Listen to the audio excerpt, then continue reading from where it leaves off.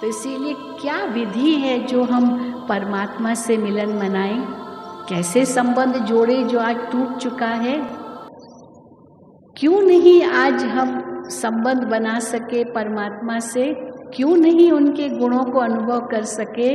कैसे टूट गया था संबंध? क्योंकि हमने परमात्मा को और अपने आप को बहुत अंतर में ला दिया।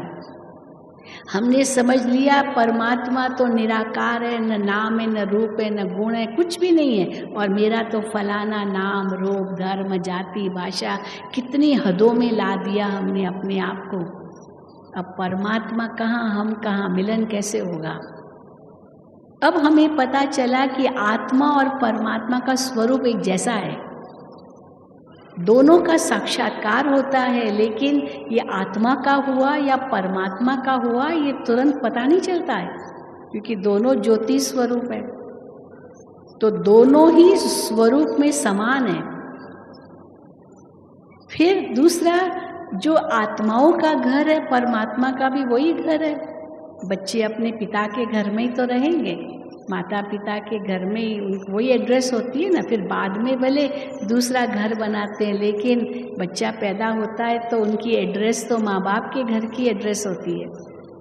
तो आत्मा और परमात्मा के रहने का स्थान वो एक ही है, परम धाम। ये संसार नहीं है,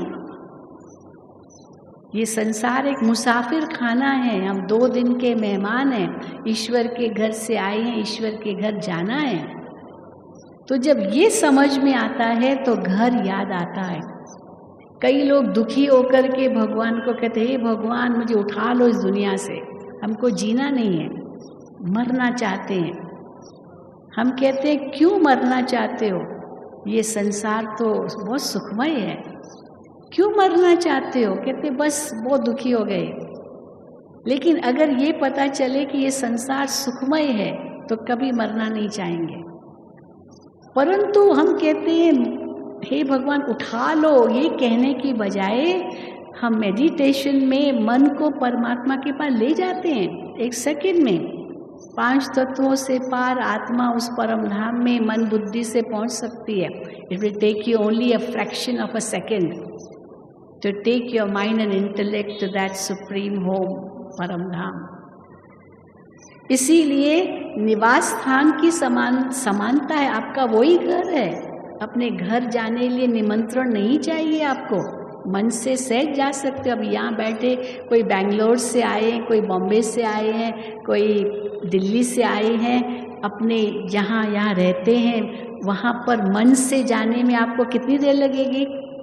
बस सोचा और पहुँच गए घर में। तो मन से परम धाम जाने में भी देर नहीं लगेगी। मेरा घर वही है जहाँ मेरे पिता का घर है।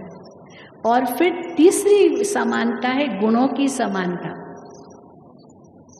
हम समझते थे परमात्मा तो गुणों का सागर है और मैं तो नीच पापी दास कपटी गंदा बंदा चरणों की धूल मिट्टी मूर्ख निर्बल, न जाने कितने कितने हीन शब्द, इंफीरियर शब्द अपने लिए यूज किए, और भगवान की तो बहुत स्तुति गाई। तो परमात्मा पिता इतना ऊंचा और हम उनके बच्चे इतने नीच, ये तो सही नहीं है। परमात्मा तो परमधाम का वासी और मैं इस संसार का प्राणी, वो भी मिट्टी मूर्ख निर्बल। हम मिलन कैसे करेंगे? नहीं हो सकेगा। मिलन होने लिए कुछ ट्यूनिंग चाहिए। जैसे हम रेडियो ऑन करते हैं, कोई रेडियो स्टेशन चाहिए, तो रेडियो स्टेशन लाने के लिए उसी मीटर बैंड, फ्रीक्वेंसी, वेवलेंथ पर अपनी रेडियो की सुई को रखना पड़ेगा। It has to match. योग होने लिए क्या चाहिए? There should be some similarity, there should be some matching. इसलिए राजयोग वो मैचिंग बताता है कि परमात्मा ज्योति बिंदु स्वरूप है, आप भी ज्योति बिंदु स्वरूप हो। परमात्मा परमधाम का निवासी, आप भी वहीं के वासी हो। परमात्मा गुणों का सागर है, आप भी गुणों की स्वरूप हो। जब हम परमात्मा के गुणों को पहचान कर ये निश्चय करते हैं कि मेरे भी यही गुण हैं, तो हम भिखारी की तरह नहीं मांगेंगे, हम अधिकारी बन के उसको लेंगे।